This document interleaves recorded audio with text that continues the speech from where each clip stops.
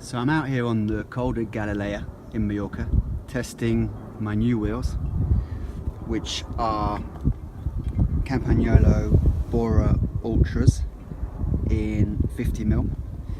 And I got these the other day from Merlin Cycles. They were £16.50, and they come with two Continental competition tubulars ready glued on in 25s, which is great because it saves you the time of gluing them on when they arrive. And first impressions are really good. They roll really nicely. The free hub is completely silent, which is the way I like it. You've got this 3-spoke lacing pattern in the rear, which seems pretty good. I mean, in terms of stiffness, I've been stomping up some hills this afternoon, and stiffness, no problems whatsoever. Going up, going down, they seem absolutely fine.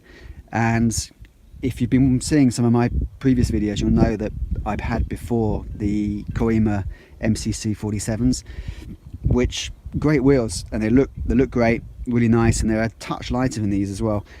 But the problem with them is they have these great big thick carbon spokes, and they move a lot of air. I mean, at high speed you can actually hear the air kind of thrashing around on the wheels, and these already, it's too early to say for sure, but one fast little run on the flat, kind of 45-50 kilometers an hour, felt very smooth and fast. So hopefully there's going to be a bit of aero gain there to be had.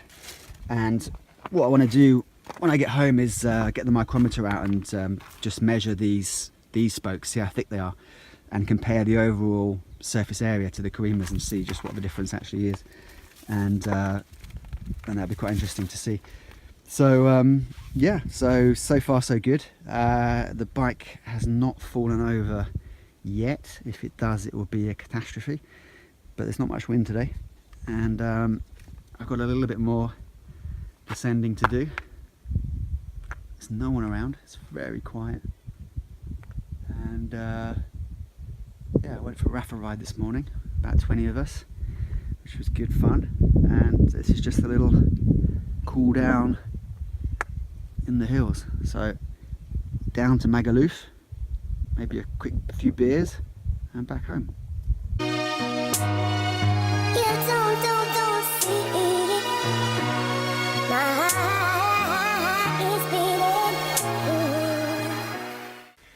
Right, so now I've come home and measured these spokes to be 1.5mm in the bladed part, and the non-bladed part is pretty small, especially at this end, so it's sort of insignificant really. And therefore there are 18 spokes in the front and 21 in the rear.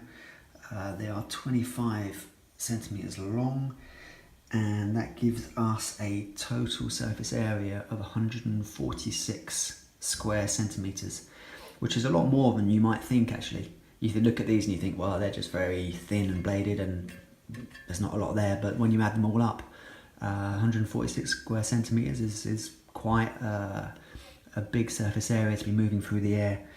And the Corimas, which had 3.2mm in the front, so double that, and 4.8 in the back because they weren't even bladed in the back, came out to 230 square centimeters, so quite a bit more. And the lightweights that I've got, the Meilensteins, they are 190. So for me, I think this is quite an important factor in the aero performance, is just how much surface area you have thrashing around in the wind. Don't forget the linear speed of the spokes at the far end is very high. Obviously it decreases as you come back to the hub, but this area here is moving very fast through the air, and it's quite important. If you can hide these nipples, then so much the better. That's always a good thing to try and do, but it does make maintenance a little bit more tricky. So yeah, I mean, basically I'm pretty pleased with these wheels so far. They seem pretty aero. I think if you recall, there was a kind of Bike Radar review of top aero wheels recently, and they had the new Zip 404 on there, and I guess they must have been paid off by Zip or something, because they declared these wheels along with several others to be cannon fodder compared to the other wheels. It's just ridiculous. I mean, the rim shape of all these wheels is so close to each other these days. I mean, anyone that can feel any difference in speed between any kind of 45, 50 mil rim is just imagining things, basically, because they're all within, you know, a few microns of each other in terms of shape. There's nothing to there's no difference there really, and the only way you're going to gain anything significant is in spoke design. You know, they're all so close to each other. It's just all, the rest of it's all marketing, and so you've got 50 mil deep, which is obviously a good intermediate, good all rounder. 35s if you live in quite a blustery area. Yeah, or like 80s if you're doing time trials and triathlons and stuff. And then, you know, just choose what you like the look of and what goes for a good price, because none of them is going to sort of blow any other out of the water. That's just complete marketing rubbish.